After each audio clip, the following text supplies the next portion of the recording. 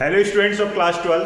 तो 2024 का English medium students के लिए एमपी बोर्ड का जो क्वेश्चन पेपर है उसकी सीरीज में हम 2 मार्क्स के क्वेश्चंस हैं वो कंप्लीट कर चुके हैं और 3 मार्क्स के क्वेश्चन अब हम स्टार्ट कर चुके हैं, जिसमें क्वेश्चन नंबर 13 के दोनों पार्ट्स को देखने वाले हैं हम इस वीडियो में। Establish first part is what?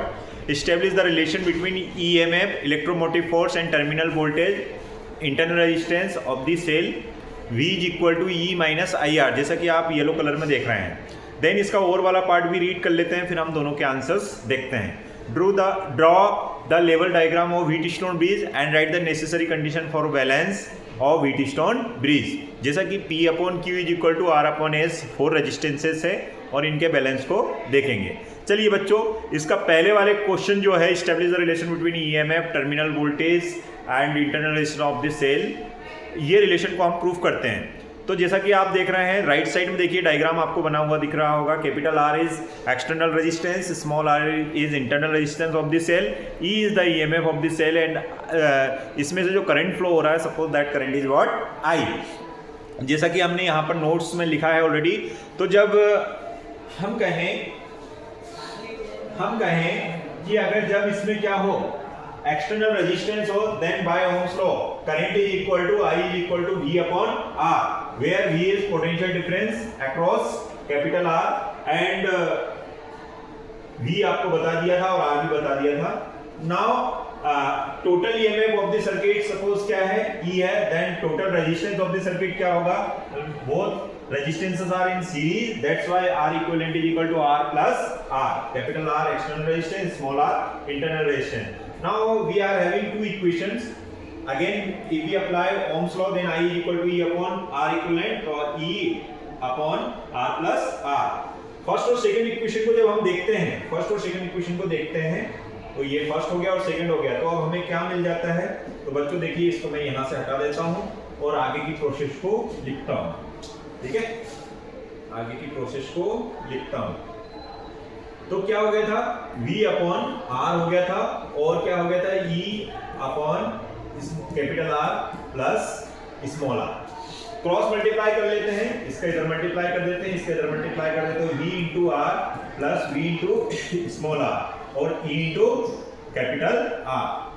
अब हमें इंटरनल रेजिस्टेंस निकालना है, तो V इंटू R को यही रहने देते हैं, E इंटू R और यहाँ पर क्या जाएगा minus V upon R।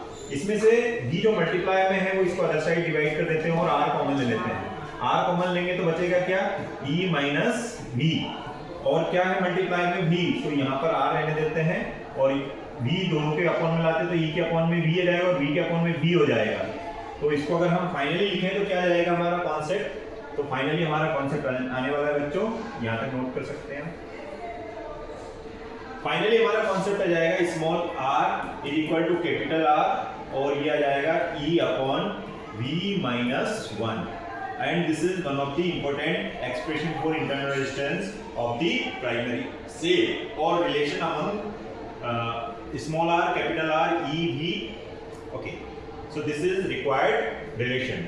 So we completed this part. Now second part को हम समझते हैं। सेकंड पार्ट क्या है इसका, और वाला पार्ट क्या है, 3 मार्क्स का क्वेश्चन है। इसमें थ्योरी हमें लिखनी होगी, जैसा कि हमने ये सब लिखा है, ये सब बताना पड़ेगा आपको, then you will get 3 marks. Now draw the level diagram of Wheatstone bridge and write the necessary condition for the balance of Wheatstone bridge. अगर इसकी हम बात करें तो हम नेक्स्ट पेज में जाते हैं।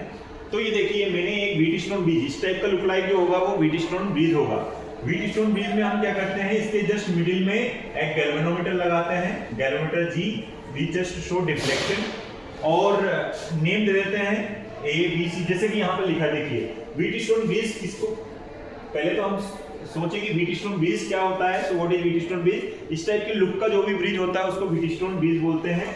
But on which principal it works, तो पहले प्रिंसिपल देखते हैं, प्रिंसिपल ऑफ व्हीटस्टोन ब्रिज है ना, और वो भी किस कंडीशन में, बैलेंस्ड कंडीशन की बात करेंगे हम। कौन सी कंडीशन, बैलेंस्ड कंडीशन, हमारे सिलेबस में है बैलेंस्ड कंडीशन व्हीटस्टोन ब्रिज। ठीक है, तो देखते हैं 4 resistance P Q R, this P, this Q और this R and this one is S। 4 resistance P Q R and S R connected to form a quadrilateral, एक quadrilateral के form में दिख रहे हैं और उस क्वाड्रिलेटरल का नेम हमने क्या दिया है, ए बी सी डी।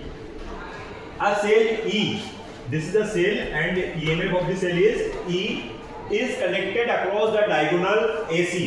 किसके अक्रॉस हमने कनेक्ट किया गया है, ये डायगोनल एसी जो दिया है इसके कनेक्टेड, इसके अक्रॉस हमने एक सेल को कनेक्ट किया है।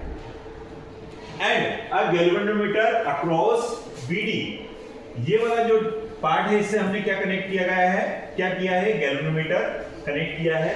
when current is flow through the circuit and galvanometer does not give any deflection, जब हम सर्किट पूरे करंट में, पूरे सर्किट में फ्लो करें बट इसमें कोई डिफ्लेक्शन ना हो, means Ig is equal to zero.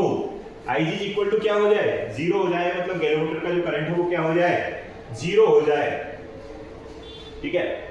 then bridge is said to be balanced, then in this case the ratio of these two resistance will be equal to ratio of these two resistances, means P upon Q is equal to R upon S। ये हमारा Wheatstone bridge का principal है। अब हम इसका derivation देखते हैं, short and sweet derivation देखेंगे। तो इसके लिए हमें किरचॉफ्स रूल का यूज करना पड़ेगा।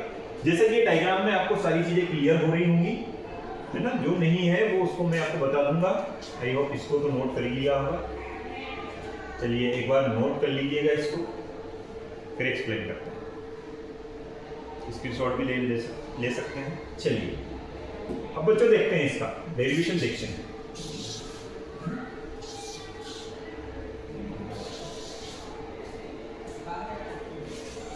डेरिवेशन देखने के लिए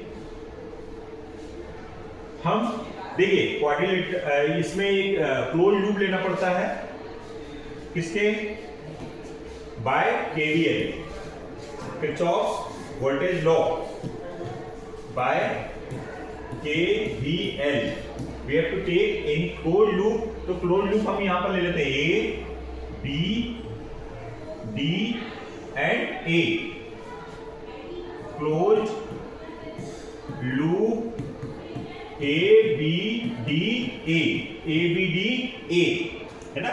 बाय केवीएल हमें कौन से लूप में लेना है, ए बी डी ए। अब देखिए क्या होता है, this rule is equal to total EMF is equal to total resistance and current.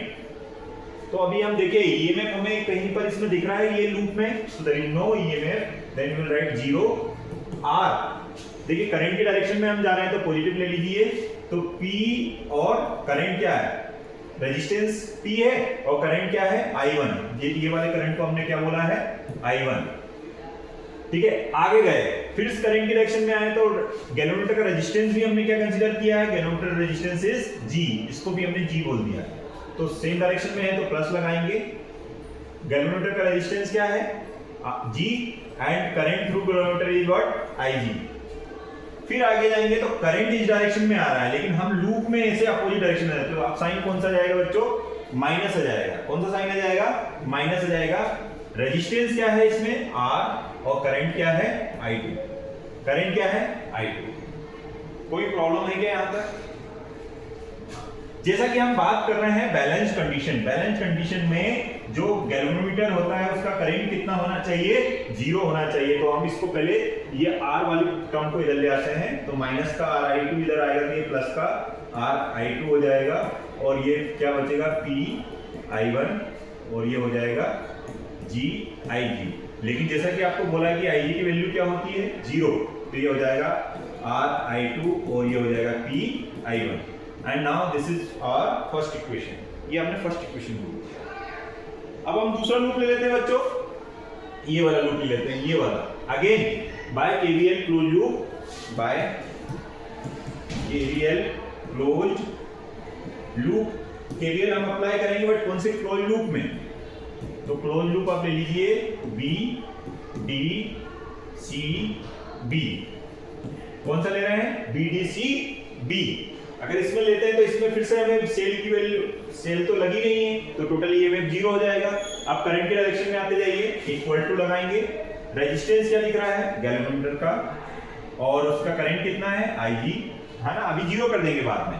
फिर ये देखिए करंट क्या, रेजिस्टेंस क्या है S और करंट क्या है I2 प्लस IG। फिर आगे जाएंगे, देखिए आप अपोजिट डायरेक्शन में, करंट ऐसे आ रहा है लेकिन हम लूप में कैसे जा रहे हैं अपोजिट, तो यहाँ पर माइनस आ जाएगा और माइनस आ जाएगा तो इसको क्या लिखेंगे Q I1 minus I2। Okay, अब IG आपको आपने बोल दिया बैलेंस कंडीशन में IG की वैल्यू क्या है 0, तो ये वाली पूरी टर्म होगी 0, ये वाली पूरी टर्म होगी 0 और ये वाली टर्म भी क्या होगी 0। बचा क्या है, तो बचा है ये पूरा टर्म तो 0 हो गया, S का क्या बचा I2 और माइनस का क्या बचा Q I1। ठीक है बच्चों, राइट। अब ये I2 वाली टर्म को हम इधर ले आते हैं, तो ये माइनस का SI2 हो जाएगा और ये माइनस का Q I1 रहेगा। ठीक है, माइनस से माइनस कैंसिल होगी। ये हमारी इक्वेशन कौन सी होगी फर्स्ट, ये इक्वेशन कौन सी होगी सेकंड। ठीक है, समझ में आया होगा। अब हम क्या करते हैं, equation first is divided by equation second.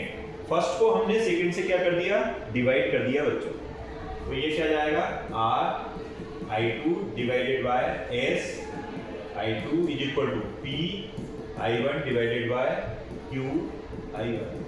I1 से I1 कैंसिल, I2 से I2 कैंसिल, तो हम इसको ऐसे लिख सकते हैं P equal to P upon Q is equal to R upon S। And this is the Wheatstone principle when Wheatstone is in balance condition. I hope ये question जो दोनों पार्ट हैं वो समझ पाएंगे आप। And then also if you have any doubt then you can ask in comment box. Thank you.